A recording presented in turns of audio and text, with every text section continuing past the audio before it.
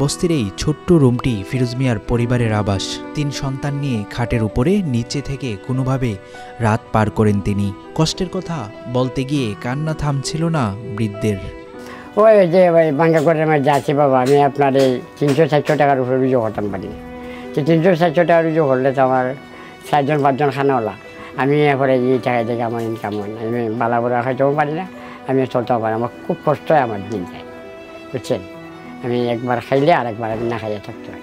টানা 7মবারের মতো best tissue paper brand হিসেবে স্বীকৃতি পেয়েছে বসুন্ধরা টিস্যু। ঢাকার কোলাহল আর ইট পাথরের বীরে একটা ছোট্ট কুড়েঘর বাসানটেকের বস্তিতে, এটাই তার ঠিকানা।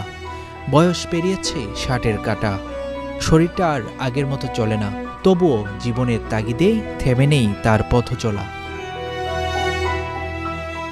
হবিগঞ্জের লাখাই থানার খরাব গ্রাম, সেখানে ছিল ফিরোজ মিয়ার বাপদাদার ভিটেমাটি, কিন্তু সেটাও কেড়ে নিয়েছে স্থানীয় আওয়ামী লীগের লোকজন। এরা নিচে আপনারা পরে যা ওই যুদ্ধ হলে নিচে, আমি আজকে অনেক বছর যাবত আমি আছি টাকা, এই জায়গাটা হচ্ছে এরা নিচে।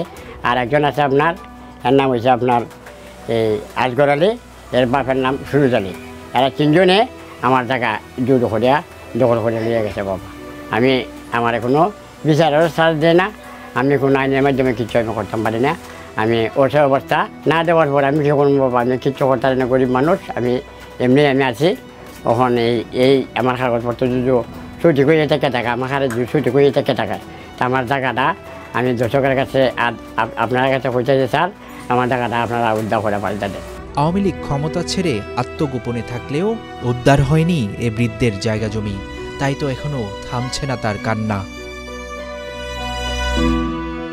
গৃহহারা হয়ে শহরে পাড়ি জমান ফিরোজ মিয়া, কোনো পরিচিতি নেই, নেই সহানুভূতির হাত, তাই বেছে নিতে হয় বস্তির জীবন।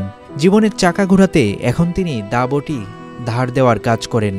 দিনে 10-12টা বটি ধার দিয়ে জাপান, তা দিয়েই চলে দুবেলা ভাতের জোগান। ঢাকার অলিতে গলিতে ঘুরে বেড়ান, কাঁধে থাকে ধার করার চাকতি। শত কষ্টেও মুখে নেই কোনো অভিযোগ, শুধু একটাই স্বপ্ন, আবার কখনো ফিরে যাবেন নিজের ভিটে মাটিতে। যদি আমার জায়গা লাগে আমার এখন মারবো, আমার কাটবো, আমি টাকার উপরে গেলে পরে আমার উপরে অত্যাচার করে আমার খালি জায়গা দূর করে দখল করে রাখছে। আরও আর হাজার মাঝে না করতে দিয়েছে বাবা, কাটতে দিয়েছে আমার নামে, এরপরে আরও অত্যাচারী শুরু করে বাবা, আরও করে যাইতাম, আমার জায়গা নাই বাবা। ফিরোজ মিয়া একা নন, এই শহরে হাজারো ফিরোজ মিয়া আছেন যারা হারিয়েছেন নিজস্বতার ঠিকানা, বেঁচে আছেন শুধুই বাঁচার জন্য। জীবনের শেষ সময়ে এসে ফিরোজ মিয়া জানে না আর ফিরে পাবে কিনা বাপদাদার ভিটে। ঠিকানা হারা তার সন্তানরা পাবে কিনা হারানোর ঠিকানা।